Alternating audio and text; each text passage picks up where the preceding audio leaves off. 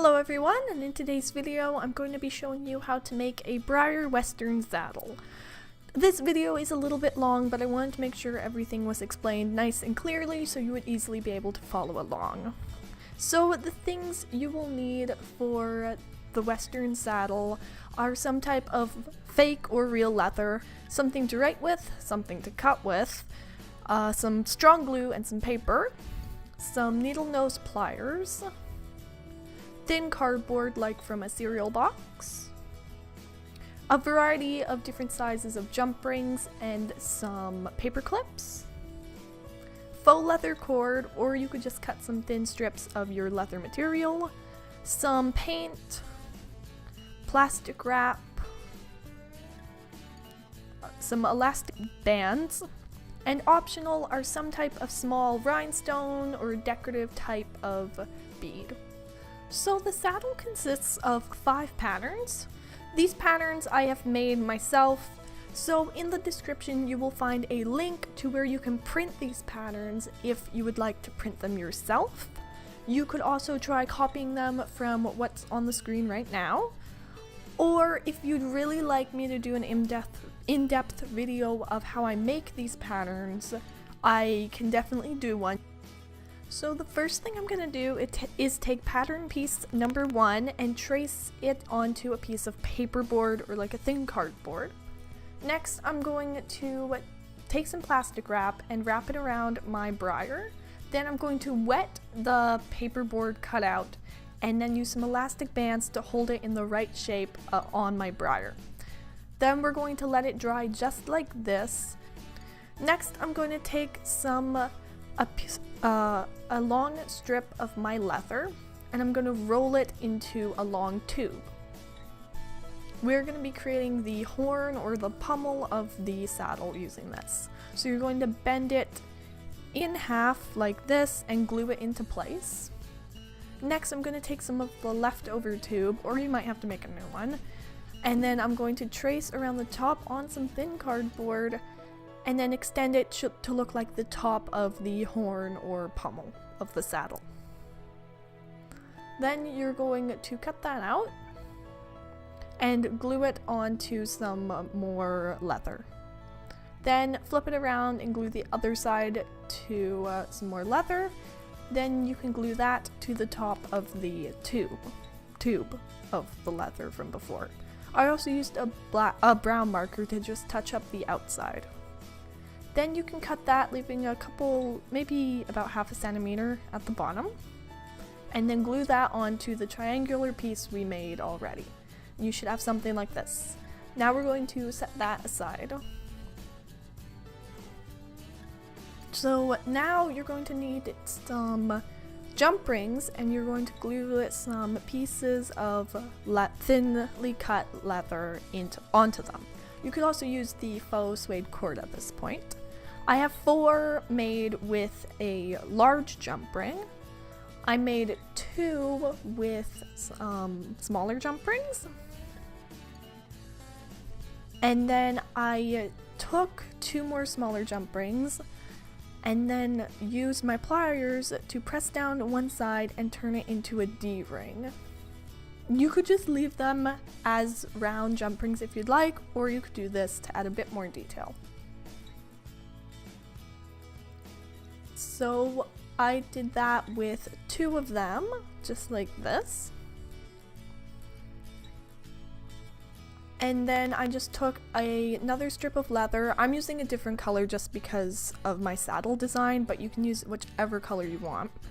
And then I folded and glued it over like the other ones, only this one I left longer. So as you can see, I have 4 made with the big jump rings, 2 with the smaller ones, and then 2 with the D-ring jump rings. So next I'm going to take some paper and start sketching out kind of a pear type shape. Then I trace that onto some paperboard and cut 2 of them out. Next you're going to cut a little square out of the center of each. And then you're going to paint it the color that you want. And again, we're going to set these aside for later. Next, we're going to be making the stirrups. So to do that, you're going to take a paper clip, unfold it, and then you're going to basically bend it into a square type, well, more of a trapezoid type shape. So you're going to bend one side up, then you're going to have the base, and then bend the next side up like this. And then you're going to basically, like I said, form a trapezoid type shape with it. That is about, at the top it should be about a centimeter wide, at the bottom it should be maybe almost 2 centimeters.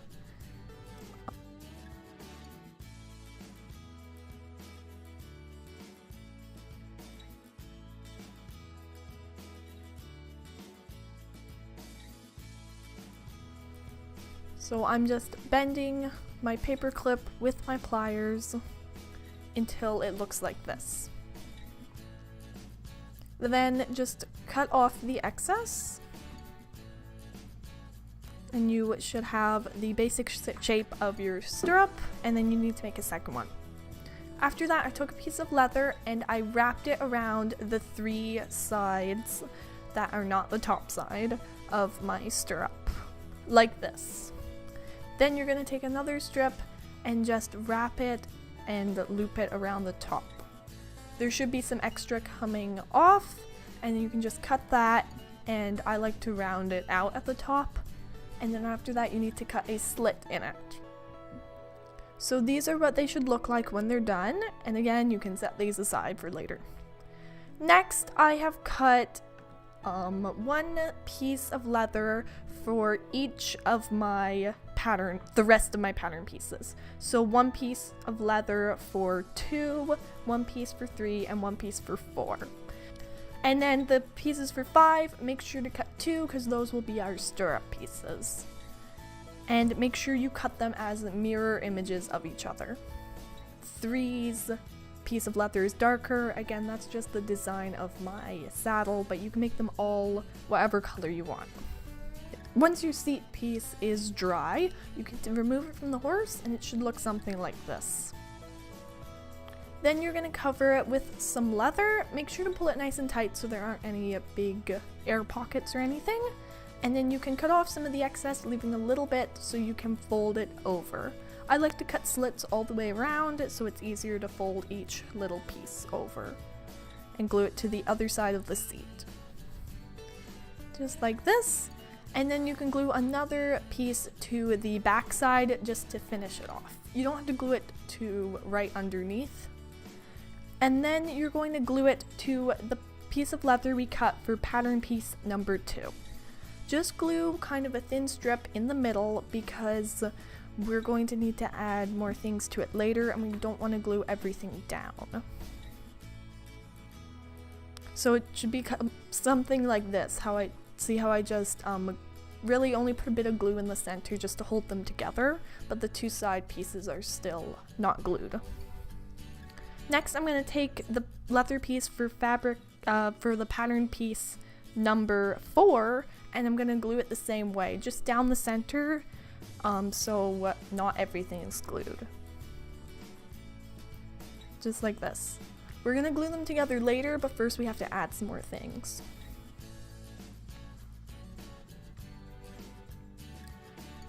Next, I'm going to take the piece of leather for pattern piece number 3, and I'm going to glue it the same way in between pattern piece number 2 and 4. You see how it's like on top of the big one and then underneath the smaller one. Next, I'm taking the 2 of the ones for pattern piece number 5, and I'm gluing that underneath the number 2 pattern piece, making sure that the little sticky out kind of tongue thing is in the front. So you can see like this, and you can see where I've glued it. It's kind of on the little bump part. So next I'm going to glue the rest of the pattern piece number 2's leather like this to the seat.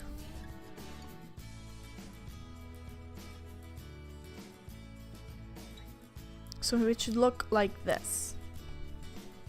Next, I'm going to take my small jump ring and glue that in between the base, which is number 4, and then the seat and number 2's leather piece. Just like this, in the front. This is where the breast collar would attach, and then after that you can glue that area shut, so there shouldn't be any more places that open up right there.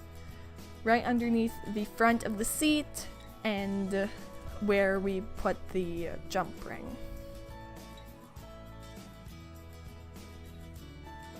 Just right here.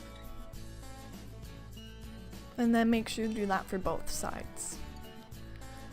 Then I'm going to take one of my large jump rings and then glue that right in front of where the stirrups are. Make sure to put them in between the 2 pieces of leather that are there. And then make sure to do it for both sides. After that, you're going to lift up where the stirrups are and then take the 2 D-ring jump rings we turned into D-rings and then glue them underneath, making sure that you don't glue down the stirrup piece to pattern piece number 4's leather, like this.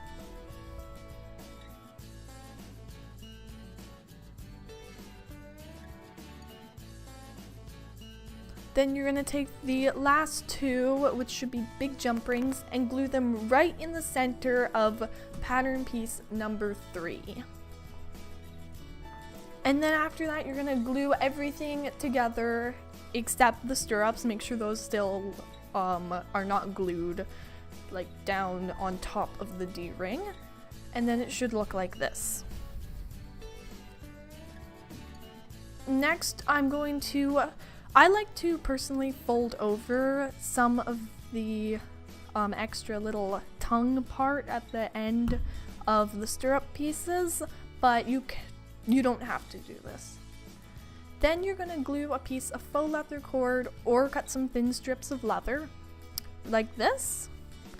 Then you're going to measure it so you know you have the right length, but in the end I would say make about 10 inches long, just to be safe. You can probably cut it back after that, but this is so the stirrups will be able to be adjusted.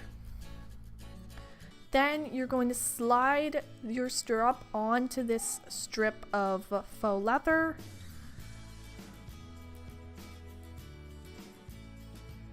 just like this. Next, you're going to flip up the stirrup and grab the faux leather cord or faux suede cord and then slide it through the D-ring that is underneath the stirrup, like this. So it should look something like this, and then you can easily adjust the stirrup length by pulling it tighter or looser.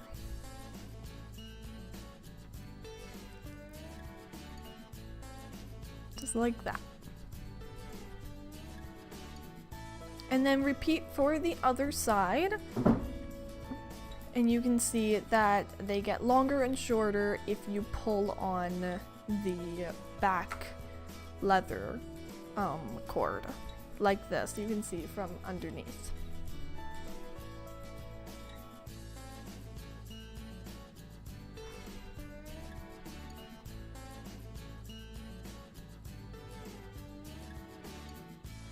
So next you're going to glue some more leather cord to the front piece, the front large jump ring that we glued on. And then you can cut it, leaving maybe 1.5 inches to 2 inches extra. Then on the other side, you're going to glue some more leather cord to the same jump ring on the other side, only this time make it about 5 or 6 inches. So you should have on the right a small piece and on the left a longer piece. Next we're going to glue the pommel on top. Then you're going to take those little cardboard pieces, I'm sorry I do not know what they're called on a real saddle, but you're going to bend them a little bit and then we're going to glue them right underneath the horn or the pommel, So next I'm going to show you how to make the girth for the saddle. So I'm going to measure a piece of leather that can fit along the belly of my horse. Then I'm going to take 2 jump rings and glue them to each end of some leather and then glue it on like this. Next I'm going to take another strip and just run it across and glue it down, the first larger strip. Then slide a jump ring onto one end and fold and glue it over. And on the other end slide 2 jump rings. And you can easily change it for any type of fabric you'd like. And you can easily get this saddle to fit a horse either of these sizes. All you have to do is make the girth larger or smaller, but they will easily fit different horses as long as they're on the same scale. Then once you've finished your saddle and it is completely glued together, it should look like this, and all you have to do is decorate it however you'd like. Western saddles usually have lots of like decorative parts to them, so you could try some paint or rhinestones or glitter or anything extra leather, whatever you'd like. So you can see by just changing up some of the different rhinestones and decorations and stuff, you can get some, and leather colors, you can get different looks for a saddle made from the same pattern. Like here I used some paint to get some different looks. And then all you have to do to actually put the saddle on your horse is take the end of the girth with the 2 jump rings, and then we're going to attach that to the short piece of leather on the front.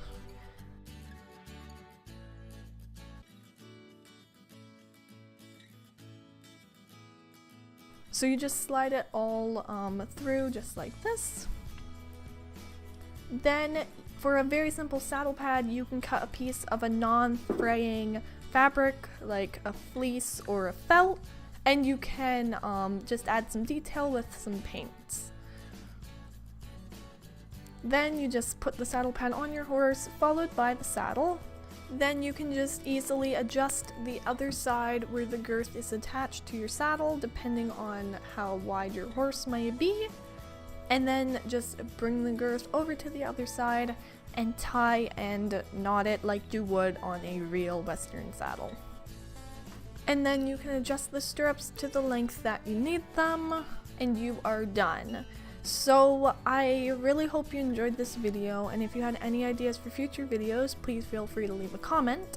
I also hope this video really wasn't too confusing, so I really hope you can follow along and make your own Western saddle.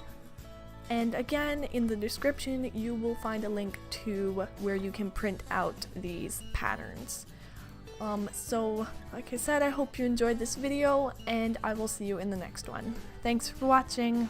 Bye.